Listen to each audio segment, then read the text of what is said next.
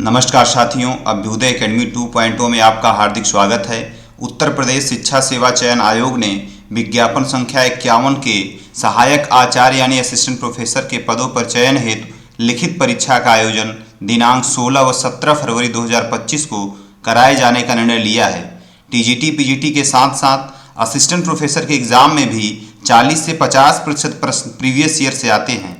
इसी कड़ी में Abhyudaya academy assistant professor political science के प्रीवियस ईयर क्वेश्चन को संपूर्ण व्याख्यात्मक दृष्टि से हल कराने का निर्णय लिया है। पिछली वीडियो में हम लोगों ने 2021 के क्वेश्चन पेपर को देखा था। आज की इस वीडियो में हम लोग असिस्टेंट प्रोफेसर 2016 के एग्ज़ाम में आए प्रश्नों को समझने का प्रयास करेंगे। असिस्टेंट प्रोफेसर पॉलिटिकल साइंस के 2016 का पहला प्रश्न है, किसने भारतीय प्रजातंत्र के वैश्विक विचार के संदर्भ में अपेक्षाकृत सफल उदाहरण माना है? पहला विकल्प है अतुल कोहली, दूसरा है गुरप्रीत महाजन, तीसरा है रजनी कुठारी और चौथा है जेम्स मेनर। तो सही उत्तर होगा ऑप्शन ए अतुल कोहली। अतुल कोहली ने भारतीय प्रजातंत्र के वैश्विक विचार के संदर्भ में अपेक्षाकृत सफल उदाहरण माना है। तो ऑप्शन ए जो है वो सही हो जाएगा। दूसरा प्रश्न है, कब भारत में संसद ने panchayat extension to the schedule caste areas कानून पारित किया था? ऑप्शन है 1993, दूसरा है 1995, सी है 1996 और डी है 1998। तो भारत की संसद ने panchayat extension to the schedule caste areas पारित किया था 1996 में, इसलिए ऑप्शन सी जो है वो सही हो जाएगा। नेक्स्ट क्वेश्चन है, भारत में लोकायुक्त की संख्या को स्थापित करने वाला, लोकायुक्त की संख्या नहीं संस्था, लोकायुक्त की संस्था को स्थापित करने वाला पहला राज्य कौन था? ऑप्शन है उड़ीसा, दूसरा है महाराष्ट्र, सी है राजस्थान और डी है बिहार। तो इसका लोकायुक्त का ट्रिक है स्थापित करने का बी यूपी। सबसे पहले महाराष्ट्र किया है, महाराष्ट्र, फिर बी से बिहार, फिर उत्तर प्रदेश यूपी। महाराष्ट्र किया है 1971 में। सबसे ऑप्शन बी महाराष्ट्र जो है वो सही हो जाएगा। नेक्स्ट क्वेश्चन है, भ्रष्टाचार निरोधक समिति के अध्यक्ष कौन थे? ऑप्शन है मोरारजी देसाई, बी ऑप्शन है अशोक मेहता, सी है जेबी कृपलानी, डी है के संथानम। तो भ्रष्टाचार निरोधक समिति जो थी उसके अध्यक्ष थे के संथानम। ऑप्शन डी जो है वो सही हो जाएगा। भ्रष्टाचार निरोधक समिति जो बनाई थी 1962 में बनी थी। इसी समिति के आधार पर 1963 में सीबीआई व 1964 में केंद्रीय सतर्कता आयोग का गठन किया गया था। किसका? केंद्रीय सतर्कता आयोग का गठन किया गया था। नेक्स्ट क्वेश्चन है, निम्नलिखित में से किस एक कैबिनेट कमेटी को सुपर कैबिनेट कहा जाता है? ऑप्शन है कैबिनेट की नियुक्ति समिति, सेकंड है कैबिनेट की सुरक्षा समिति, डी है कैबिनेट की आर्थिक मामलों की समिति, सी है कैबिनेट की आर्थिक मामलों की समिति और डी है कैबिनेट की राजनीतिक मामलों की समिति। तो किस कैबिनेट को सुपर कैबिनेट कहा जाता है? ये कहा जाता है कैबिनेट की राजनीतिक मामलों की समिति। ऑप्शन डी जो है वो सही हो जाएगा। नेक्स्ट क्वेश्चन पर चलते हैं हम लोग। जन शिकायत का निदेशालय कब अस्तित्व में आया? ऑप्शन है 1982, बी ऑप्शन है 1988, सी है 1994 और डी है 1998। तो सही ऑप्शन हो जाएगा ऑप्शन बी 1988। जन शिकायत निदेशालय की स्थापना 1988 में की गई थी। नेक्स्ट क्वेश्चन है, यह मेरे लिए बड़ी चिंता है कि इस देश में सबसे पहले प्रशासनिक सदाचार, दूसरी दक्षता और तीसरे क्रम में अर्थव्यवस्था हो तो इस वातावरण में हम ज़्यादा सुखी समाज का निर्माण कर सकते हैं। यह किसका कथन है? ऑप्शन है जवाहरलाल नेहरू, बी ऑप्शन है डॉक्टर एस राधाकृष्णन, सी है के संथानम और डी है मोरारजी देसाई। तो ये कथन है डॉक्टर राधाकृष्णन का। ऑप्शन बी जो है वो सही हो जाएगा। नेक्स्ट क्वेश्चन है, सिटीजन चार्टर सर्वप्रथम किस देश में लागू किया गया? ऑप्शन है भारत, बी है यूके यानी यूनाइटेड किंगडम, बी और सी है अमेरिका और डी है जर्मनी। तो सिटीजन चार्टर सबसे पहले लागू किया गया था यूनाइटेड किंगडम में, तो ये जो ऑप्शन सी है ये सही हो जाएगा। 1991 में कंजर्वेटिव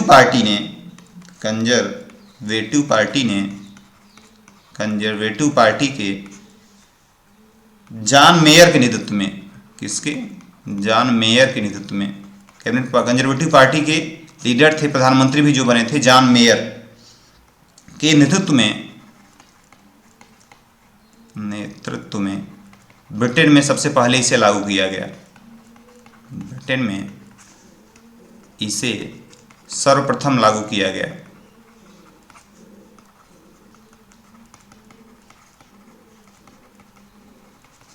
नेक्स्ट क्वेश्चन की तरफ हम लोग चलते हैं। किस प्रधानमंत्री ने प्रधानमंत्री का सचिवालय का नाम बदल करके प्रधानमंत्री का कार्यालय कर दिया गया? ऑप्शन है इंदिरा गांधी, बी ऑप्शन है मोरारजी देसाई, सी है राजीव गांधी और डी है पीवी नरसिम्हा राव। तो प्रधानमंत्री सचिवालय का नाम बदल करके प्रधानमंत्री कार्यालय किया था मोरारजी देसाई ने। ऑप्शन बी जो है वो सही हो जाएगा। 1977 में जो तत्कालीन प्रधानमंत्री मोरारजी देसाई थे, उन्होंने प्रधानमंत्री सचिवालय का नाम बदल करके प्रधानमंत्री कार्यालय कर दिया था। नेक्स्ट क्वेश्चन की तरफ हम लोग चलते हैं। सूची 1 को सूची 2 के साथ सुमेलित करें और नीचे दिए गए कूट का प्रयोग करते हुए सही उत्तर दीजिए। सूची 1 देख लेते हैं हम लोग। इधर है 1991, 1978, 2009, 2005। अब इसको मैच कराइए। सूची 2 से 1991 में आई थी नई आर्थिक नीति, 1978 में आई थी अशोक मेहता समिति जो पंचायती राज से संबंधित है, 2009 में आया था शिक्षा का अधिकार, 2005 में आया था सूचना का अधिकार। इसलिए जो ऑप्शन सी है, ऑप्शन सी, हाँ ये ऑप्शन सी जो है वो सही हो जाएगा। नेक्स्ट क्वेश्चन की तरफ हम लोग चलते हैं। भारतीय संविधान की कौन सी धारा राज्य को लोगों के कल्याण की वृद्धि के लिए सामाजिक व्यवस्था को सुनिश्चित करने का निर्देश देती है? विकल्प हैं आर्टिकल 42, आर्टिकल 164, आर्टिकल 338 और आर्टिकल 38। तो देखिए इसमें ये डीपीएसपी का भाग है। आर्टिकल जो है 38 जो है वो बात करती है राज्य को लोगों के कल्याण की वृद्धि के लिए सामाजिक व्यवस्था को सुनिश्चित करना। इसलिए ऑप्शन सी जो है ये सही हो जाएगा। इसमें प्रिंट में थोड़ा गलत हुआ है, इसको आप लोग टाइप में थोड़ा गलत हुआ है, इसको आप लोग देख लीजिएगा। नेक्स्ट क्वेश्चन की तरफ हम लोग चलते हैं। द्वितीय प्रशासनिक सुधार आयोग ने सरकार के विचारार्थ कितने रिपोर्ट दिए? ऑप्शन है पहला 10, बी है 12, सी है 15 और डी है 17। तो द्वितीय प्रशासनिक सुधार आयोग ने सरकार के विचारार्थ 15 जो है रिपोर्ट दी। इसमें कुछ काफ़ी इंपॉर्टेंट है, जैसे पहली है सूचना का अधिकार,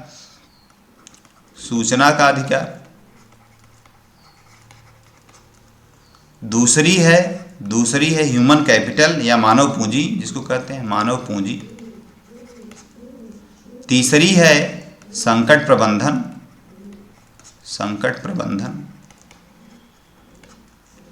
चौथी है शासन में नैतिकता,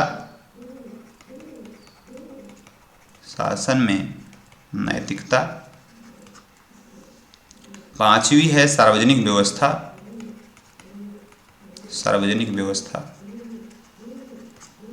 छठी जो काफी महत्वपूर्ण है ये है स्थानीय सुशासन।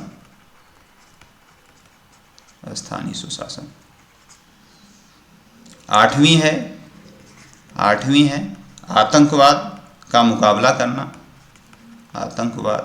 सिर्फ आतंकवाद से आप लोग याद रखिए इसको। 9वीं है सोशल कैपिटल, क्या है 9वीं है सोशल कैपिटल।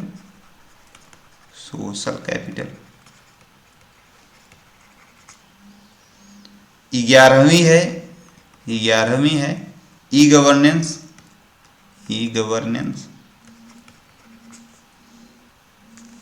12वीं है सिटीजन सेंट्रिक एडमिनिस्ट्रेशन।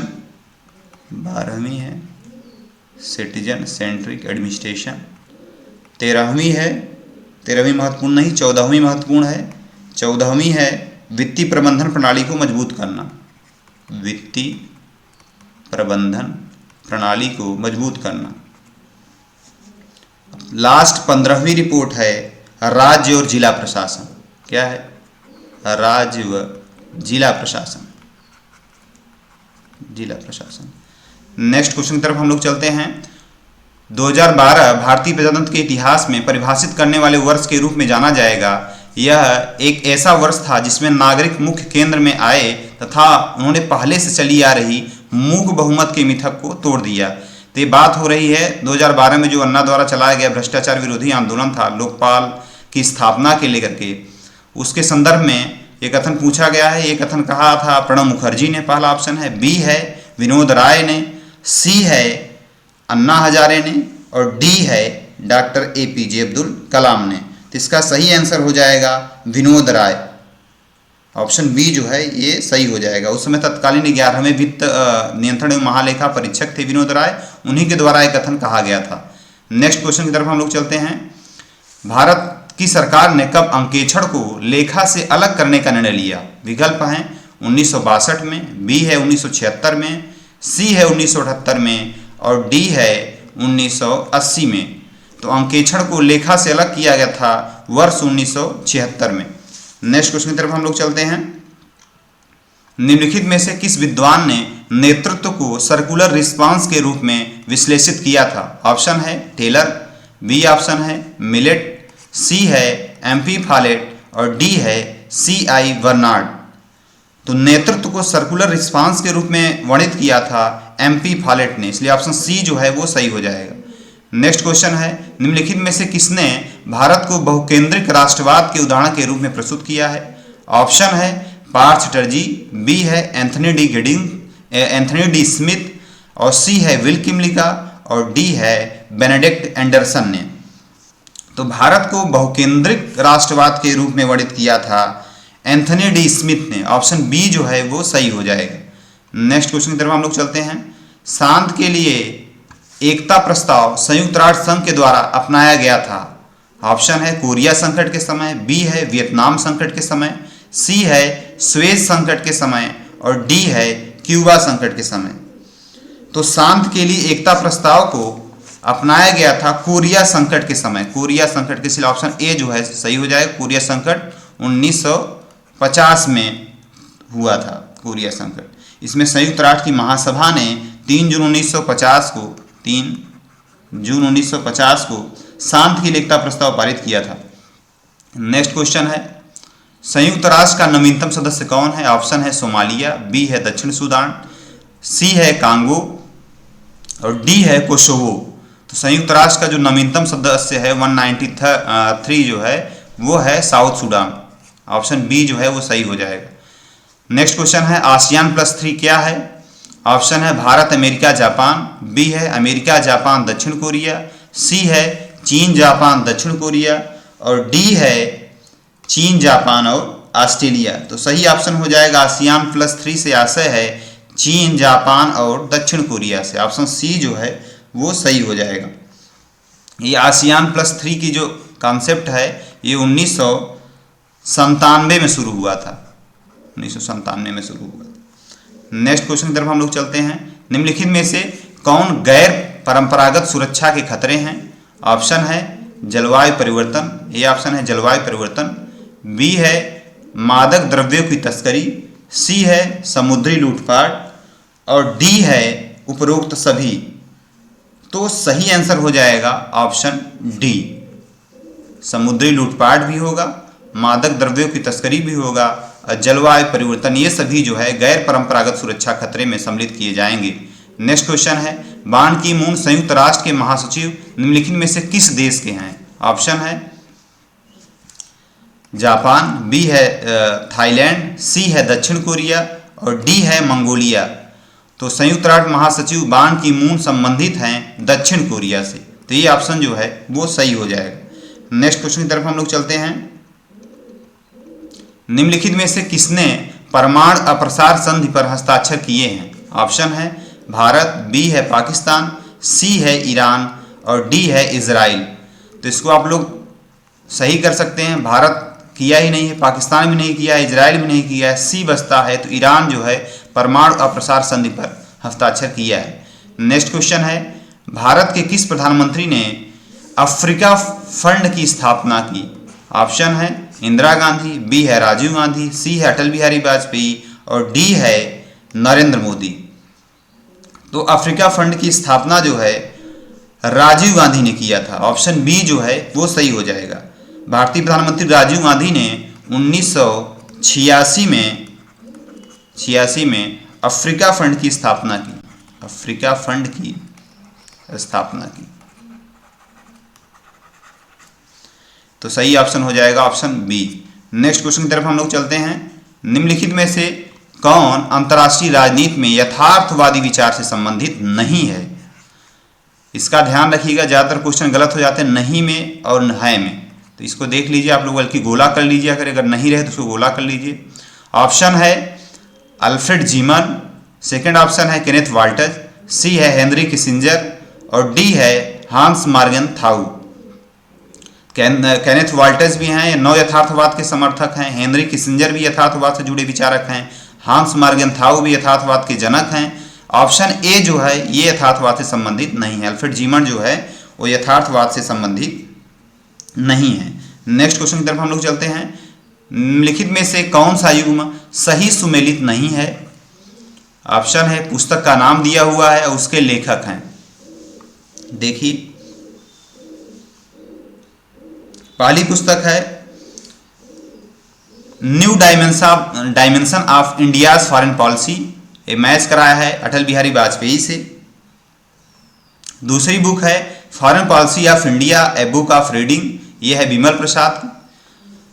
तीसरी पुस्तक है India's foreign policy and relation, A Appadurai. D है the making of India's foreign policy, J Bandyopadhyay. तो the making of India's foreign policy J Bandyopadhyay की पुस्तक है, तो ये सही हो जाएगा। India's foreign policy and relation, ये भी ए अप्पा दुराई की पुस्तक है, तो ये भी सही है। दूसरी पुस्तक है foreign policy of India a book of reading, ये पुस्तक जो है विमल प्रसाद की नहीं है। Foreign policy of India a book of reading, ये पुस्तक है केपी मिश्रा की, केपी मिश्रा की।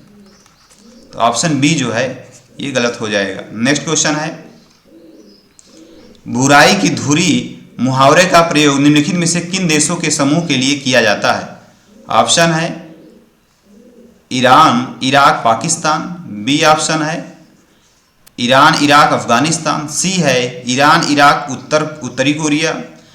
तो बुराई की धुरी का प्रयोग किया जाता है ईरान, इराक तथा उत्तरी कोरिया के लिए। ऑप्शन सी जो है वो सही हो जाएगा। तो बुराई की धुरी की जो संकल्पना है ये दिया गया था जनवरी 2002 में 9/11 हमले के पश्चात अमेरिकी राष्ट्रपति जॉर्ज बुश ने दिया था। कौन ने दिया था? अमेरिकी राष्ट्रपति जॉर्ज बुश ने दिया था बुराई के धुरी की अवधारणा। नेक्स्ट क्वेश्चन की तरफ हम लोग चलते हैं। जैव राजनीति की अवधारणा को किसने प्रस्तुत किया है? ऑप्शन है फूको, बी ऑप्शन है फुकुयामा, सी है जेम्स बर्नहम और डी है उपरोक्त में से कोई नहीं। तो जो जैव राजनीति की संकल्पना है ये दिया था फूको ने। नेक्स्ट क्वेश्चन की तरफ हम लोग चलते हैं। सभ्यताओं का टकराव का विचार सबसे पहले किसने प्रस्तुत किया? ऑप्शन है सैमुअल पी हंटिंगटन, बी है वॉन न्यूमैन और सी है इमैनुअल वालस्टीन। तो सभ्यताओं के टकराव की बात की थी सैमुअल पी हंटिंगटन ने, इसलिए ऑप्शन ए जो है वो सही हो जाएगा।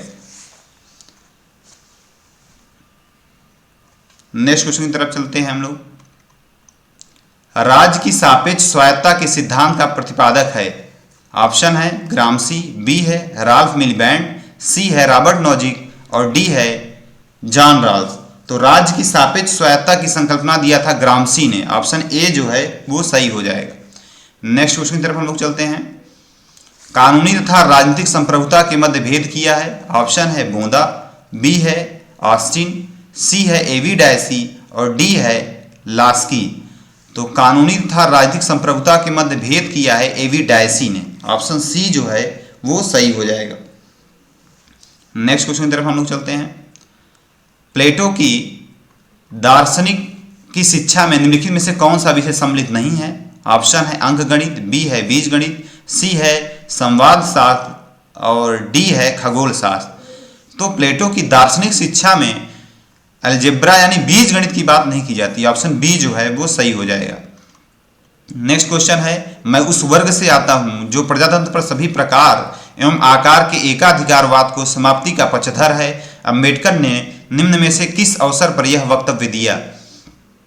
ऑप्शन है गोलमेज सम्मेलन, बी है महार सम्मेलन, सी है नेहरू मंत्रिमंडल से त्यागपत्र के बाद और डी है बौद्ध धर्म में परिवर्तन होने पर।